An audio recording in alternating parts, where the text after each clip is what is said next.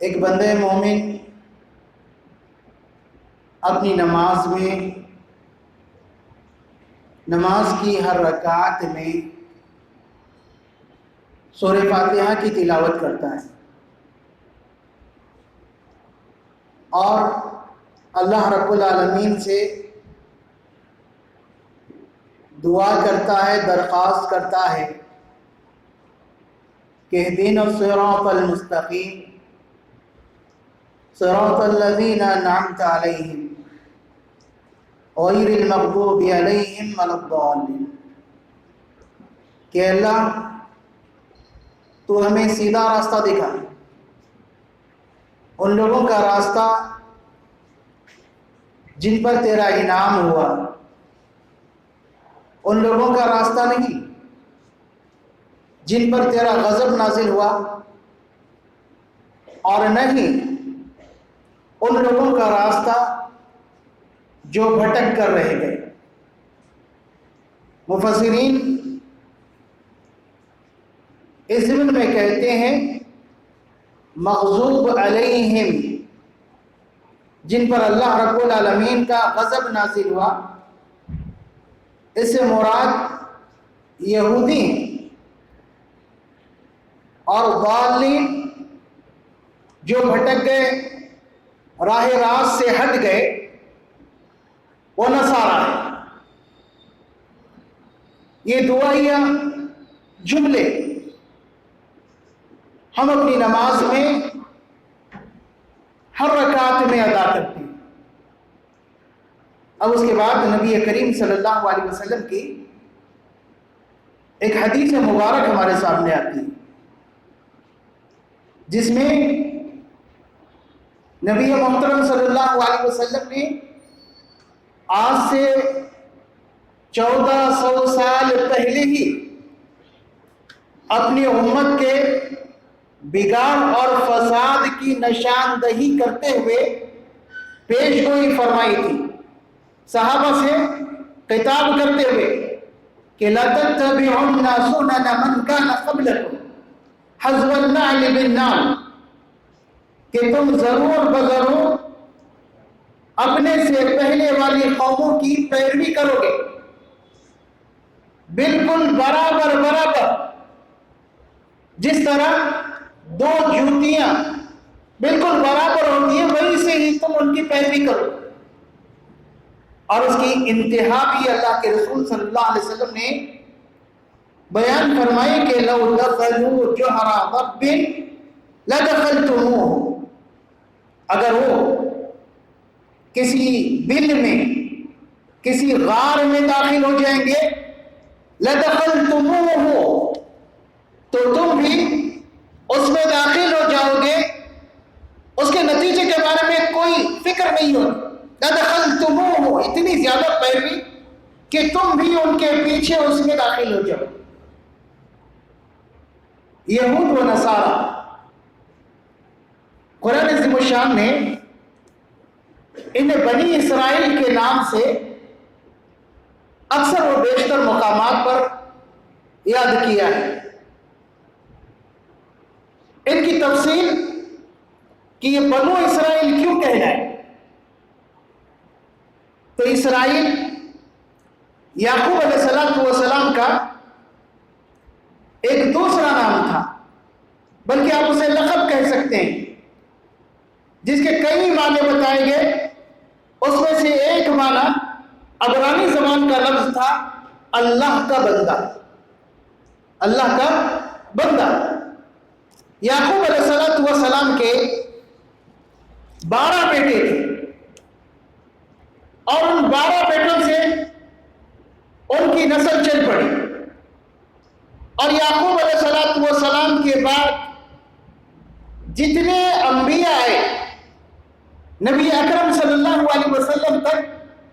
وہ پورے کے پورے ان 12 خاندان سے ہی تعلق رکھتے تھے، یعنی بنی اسرائیل سے ہی وہ تھے۔ یعقوب علیہ السلام ملک شام میں آباد تھے، اور آج کا فلسطین اس زمانے میں شام کا ہی حصہ تھا۔ یوسف علیہ السلام کو جب وزیر بنایا گیا، جب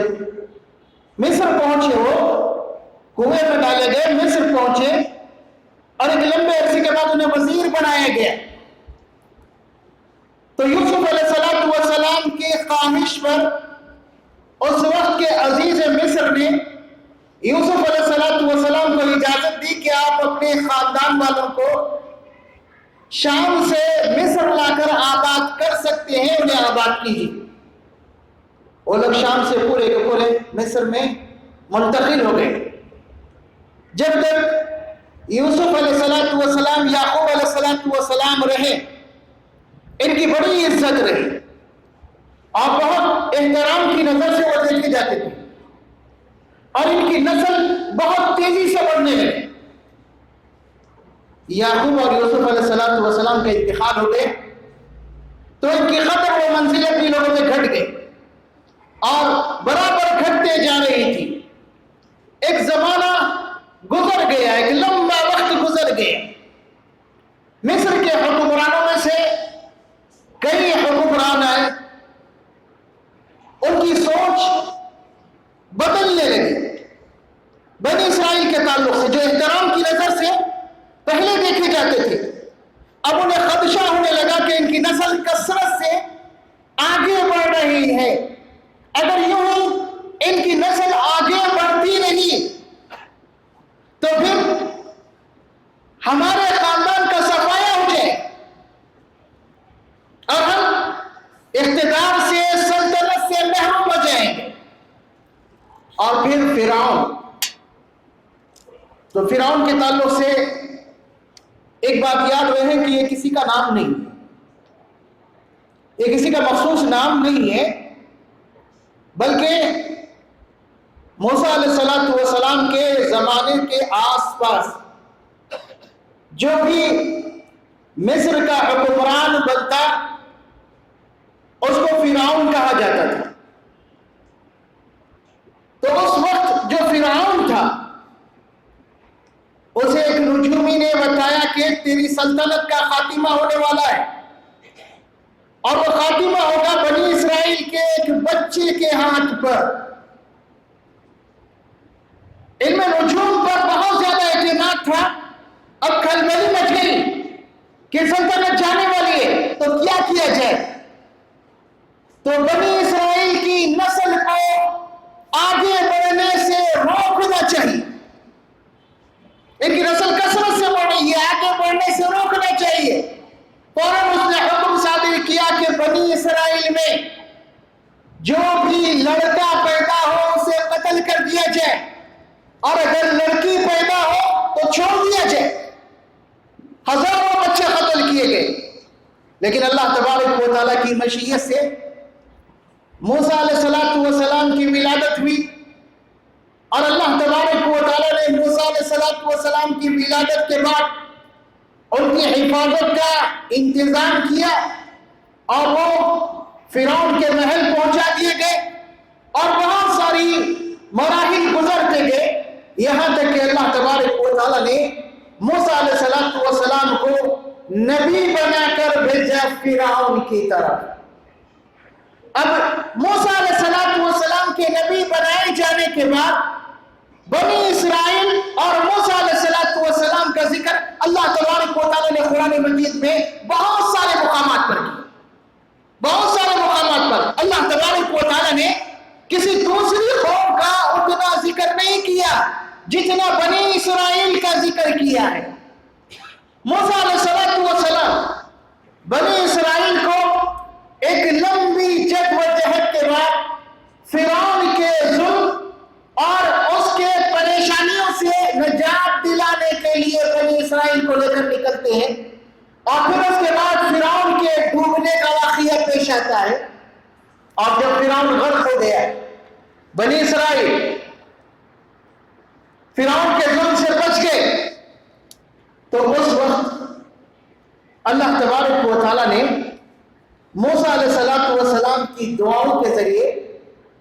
بہت سارے مقامات پر بنی اسرائیل پر انعامات کیے، اور ایسی ایسی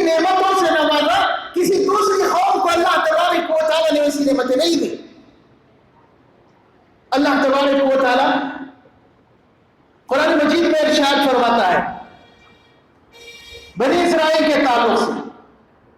کہ موسیٰ علیہ السلام بنی اسرائیل کو فرعون کے ظلم سے بچا کیے، اللہ کا شکر گزار بن کر رہنا چاہیے تھا، موسیٰ کی قدر کرنی چاہیے تھا، لیکن اللہ تبارک و تعالیٰ قرآن عظیم الشان میں ارشاد فرماتا ہے اللہ نے موسیٰ کو 40 رات کے لیے کوہ طور پر بلایا، اور جب موسیٰ علیہ السلام کوہ طور پر پہنچے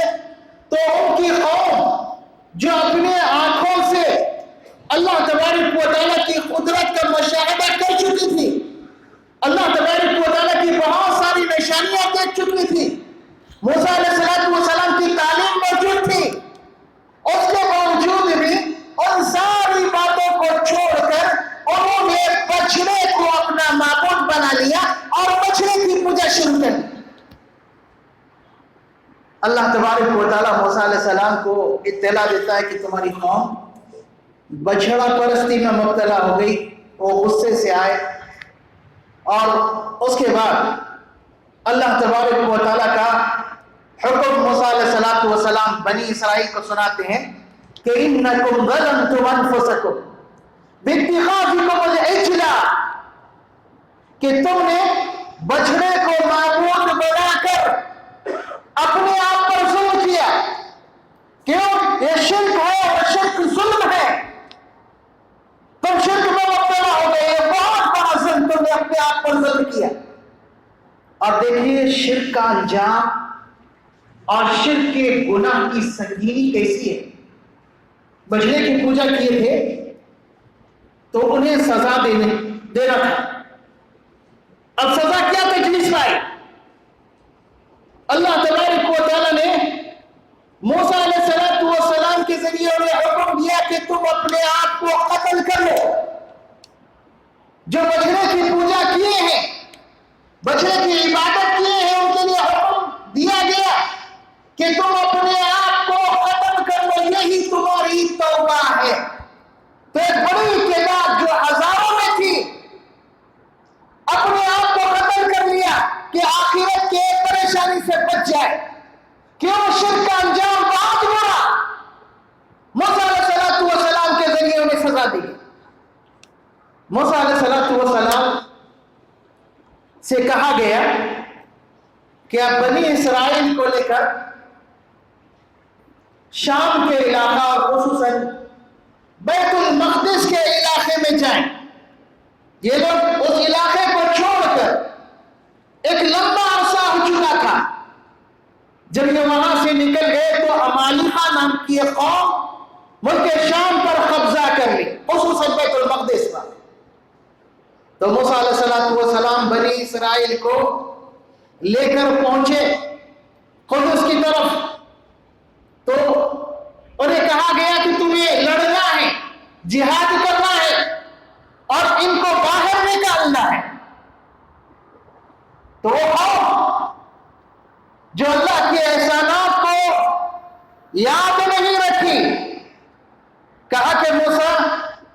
ہم اس بستی میں ہرگز داخل نہیں ہو سکتے، اِنَّا فِيهَا قَوْمًا جَبَّارِينَ، اس میں بڑے زور آور اور بڑے زبردست لوگ ہیں، بہت بڑی قوم ہے، ہم ان سے لڑنے کی طاقت نہیں رکھتے، تم اور تمہارا رب جا کر لڑو، ہم یہاں بیٹھتے، تم اور تمہارا رب جاؤ اور جا کر لڑو، ہم یہاں بیٹھے رہتے ہیں۔ اللہ تبارک و تعالیٰ نے 40 سال تک بیت المقدس میں ان کے داخلے کو حرام کر دیا کہ تم 40 سال تک بیت المقدس میں داخل نہیں ہو سکتے۔ اس کے بعد ایک قریبی میدان میں منتقل ہوئے جس کو مفسرین میدان تہ کا نام دیتے، جو اس بات میں مشہور تھا کہ وہاں پر مسافر پہنچ جائے تو واپس نہیں ہو سکتا، وہیں پر بھٹکتے رہتا، کافی بڑا صحرا نما میدان، وہیں پر بھٹکتے رہتا۔ یہ بھی 40 سال تک وہیں پر بھٹکتے رہے، جب تک موسیٰ علیہ السلام رہے، اللہ تبارک و تعالیٰ سے دعا کرتے رہے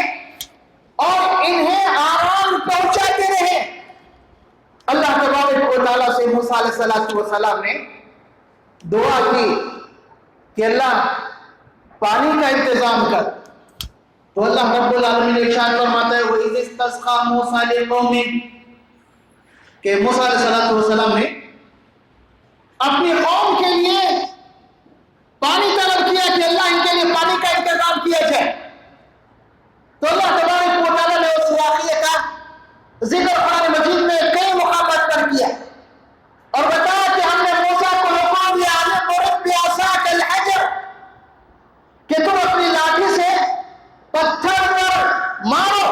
बड़ी चट्टान थी उस पर मारो। जब मूसा अलैहिस्सलाम ने अपनी लाठी से चट्टान पर पत्थर पर मारा, फंबजसत मिन्हु इस्नता अशरत ऐना, तो उस पत्थर से 12 चश्मे फूट पड़े। याकूब अलैहिस्सलाम के 12 बेटे, वो 12 खानदान, हर खानदान के लिए एक चश्मा, फंबजसत मिन्हु इस्नता अशरत ऐना, कि उसे 12 चश्मे फूट पड़े। और फिर अल्लाह ताला फरमाता है क़द अलिमा कुल्लु उनासिन मशरबहुम, हर एक को उनके पानी पीने की जगह भी मालूम हो गई कि किसका कौन सा चश्मा है। उसके बाद अल्लाह तबारक व तआला फरमाता है वज़ल्ललना अलैहिमुल गमामा व अंज़लना अलैहिमुल मन्ना वस्सलवा। इतना ही नहीं, मूसा अलैहिस्सलाम से उन्होंने शिकायत की कि धूप की वजह से परेशानी हो रही है, खाने पीने की दिक्कत पेश आ रही है। तो अल्लाह तबारक व तआला फरमाता है वज़ल्ललना अलैहिमुल गमामा, हमने बादल को उन पर साया बना दिया। तब धूप नहीं लग रही है, बादल साया बन गया उन पर, धूप से बच गए। अल्लाह तबारक व तआला ने भूख मिटाने का भी इंतजाम किया और फरमाया वअंज़लना अलैहिमुल मन्ना वस्सलवा, हमने उन पर मन व सलवा नाजिल किया। मन व सलवा के मानों से मुफस्सिरीन कहते हैं कि मन ये गोंद की मानी एक मादा हुआ करता था जो शहद की तरह मीठा और लजीज हुआ करता था, और सलवा बटेर जैसे एक परिंदे को अल्लाह तबारक व तआला ने ग़िज़ा के तौर पर उन्हें दिया था, जो सुबह शाम उन्हें वो ग़िज़ा मिला करती थी और 40 साल तक वो उसको इस्तेमाल करते रहे। एक लंबे अरसे तक मन व सलवा का वो इस्तेमाल करते रहे। इनकी नाशुक्री कि अल्लाह तबारक व तआला के हुक्म से मूसा अलैहिस्सलाम 70 मुंतखब लोगों को तूर की तरफ लेकर निकले, और मूसा अलैहिस्सलाम ने बाद में तौरात के बारे में, अल्लाह तबारक व तआला के अहकामात के बारे में उन्हें बताया। तो इन लोगों ने टेढ़ा रवैया इख्तियार किया और मूसा अलैहिस्सलाम से कहा कि लन नुअमिन लका हत्ता नरा अल्लाह जहरतन, कि मूसा तुम्हारी बात में यकीन नहीं करते जब तक हम अल्लाह तबारक व तआला को अलानिया और खुले तौर पर ना देख लें, हम आपकी बात में यकीन नहीं करते। तो अल्लाह ताला फरमाता है फ़अख़ज़तहुम साइक़ा, उस वक्त एक बिजली ने उन्हें पकड़ लिया। अल्लाह तबारक व तआला एक बिजली के जरिए, एक जोरदार आवाज के जरिए उन्हें खत्म कर दिया। बाद में अल्लाह तबारक व तआला दोबारा उन्हें जिंदा किया। मूसा अलैहिस्सलाम के साथ ऐसे बेशुमार बहुत सारे वाक़यात बनी इसराइल के कुरान मजीद में जिक्र किए गए और इनकी नाफरमानी का भी जिक्र किया गया। अल्लाह तबारक व तआला ने एक मौके पर जब उनमें एक आदमी का कत्ल हो गया, मूसा अलैहिस्सलाम के जरिए उन्हें हुक्म दिया कि गाय ज़िबह करो। अल्लाह रब्बुल आलमीन का हुक्म मानने के बजाय सवालात की बौछार करने लगे। सबसे पहले पूछा कि मूसा तुम्हारे रब से पूछो कि वो गाय कैसी हो। मूसा अलैहिस्सलाम को अल्लाह तबारक व तआला ने बताया। इसके बाद दूसरा सवाल किया कि मूसा वो किस रंग की हो, अल्लाह तबारक व तआला ने रंग भी बताया। फिर सवाल किया कि मूसा कैसी हो, बुढ़िया हो या जवान हो। फिर सवाल किया कि खेत में खेती बाड़ी करने वाली हो या आम गई نبی اکرم صلی اللہ علیہ وسلم فرماتے ہیں کہ اگر پہلی دفعہ جب انہیں حکم دیا گیا تھا کہ گائے کو ذبح کرو، اگر وہ کوئی بھی گائے ذبح کرتے تو ان کا کام ہو جائے، لیکن اپنے آپ کو انہیں مشقت میں ڈالا، سوالات کی مشقت میں، اتنی زیادہ مشقت میں اللہ تبارک و تعالیٰ نے فرمایا کہ وہ گائے زرد رنگ کی ہونا، ایسا بدلن تصور الناظرین، پیلا رنگ، دیکھنے والا خوش ہو جائے۔ بہت تلاش کیا، آخر میں ایک شخص کے پاس گئی اور وہ دیکھنے کے لیے راضی ہوا اس شخص پر کہ اس کے چمڑے کی تھیلی بنا کر 2 تھیلی اگر سونا مجھے دو گے تو نہیں۔ اتنی مشکل کیوں؟ ان کی حق میں اور ان کی نافرمانی کی وجہ سے یہاں تک ہوئی بنی اسرائیل کی بات، اور بھی بہت ساری باتیں ہم تمام باتوں کی طرف سے اشارہ کیے۔ یہود اور نصارہ دونوں بنی اسرائیل میں شامل، یہودی قوم اور نصارہ قوم۔ تو یہود کے تعلق سے کچھ لوگوں نے کہا کہ یعقوب علیہ السلام کے چوتھے بیٹے کا نام یہوذا تھا، اس کی جو نسل چل پڑی اسی کو یہود کہتے ہیں۔ لوگ اس لفظ کے کثرت استعمال کی وجہ سے رات کو دال میں بدل کے یہوذا بنا، لیکن امام ابن کثیر رحمہ اللہ نے متن طبرانی کے حوالے سے حضرت علی رضی اللہ عنہ کا قول نقل کیا، جس میں وہ کہتے ہیں کہ ہم نے یہود کو سورہ اعراف کا ایک ٹکڑا انا ہدنا الیک کہ موسیٰ علیہ السلام اللہ تبارک و تعالیٰ سے کہتے ہیں کہ اللہ ہم سب کے سب تیری جناب میں توبہ کرتی ہیں، انا ہدنا الیک، اس لفظ سے یہودی لفظ بنا۔ اس کے بعد قرآن مجید نے یہود کے بہت سارے جرائم کا اور بہت سارے ان کی شرارتوں کا قرآن مجید میں ذکر کیا، اور یاد رہے آج بھی دنیا کے بگاڑ کو دیکھیں گے، اسے جانچنے کی کوشش کریں گے، وہ کسی بھی قسم کا بگاڑ ہو، جتنی بڑی بڑی جنگیں ہوئی، جتنے ملک تباہ ہوئے، جتنے بڑے بڑے حادثات ہوئے، اور ساری چیزوں کے پیچھے یہود کی ذات کا ہاتھ ہو، چاہے وہ پہلی جنگ عظیم ہو یا دوسری جنگ عظیم ہو، یا بنی غریب میں جن ملکوں کو تباہ کیا گیا اور جن پر غیر ضروری الزامات لگا کر ختم کیا گیا، اور ساری چیزوں کے پیچھے یہود جو دنیا کی آبادی کے لحاظ سے بہت کم تعداد میں ہیں، لیکن دنیا بھر کا قبضہ ہے، عالمی معیشت ان کے ہاتھ میں ہے، عالمی میڈیا ان کے ہاتھ میں ہے، اور پھر عالمی سیاست بھی ان کے ہاتھ میں ان کا بڑا جشن ہے، اور انہی کی کارستانیاں اتنی زیادہ ہوگی، اسی لیے اللہ کے رسول صلی اللہ علیہ وسلم نے فرمایا لَتَتَّبِعُنَّ سُنَنَ مَن كَانَ قَبْلَكُمْ حَذْوَ النَّعْلِ بِالنَّعْلِ، کہ تم اپنے سے پہلے والے لوگ یعنی یہود و نصارہ کی پیروی کرو گے، بالکل دو چوٹیوں کے برابر، لَوْ دَخَلُوا جُحْرَ ضَبٍّ لَدَخَلْتُمُوهُ، اگر وہ کسی بل میں کسی غار میں داخل ہوں گے تو تم بھی اس غار میں داخل ہو جاؤ گے۔ میڈیا کے ذریعے آج کوئی بات آتی ہے تو سارے مسلمان اس کو تسلیم کرنے لگتے ہیں، نہ صرف تسلیم کرنے لگتے ہیں، اسے اپنانے لگتے ہیں، اور پھر اس کے عادی بن جاتے ہیں۔ ایسی کتنی چیزیں، تو یاد رہے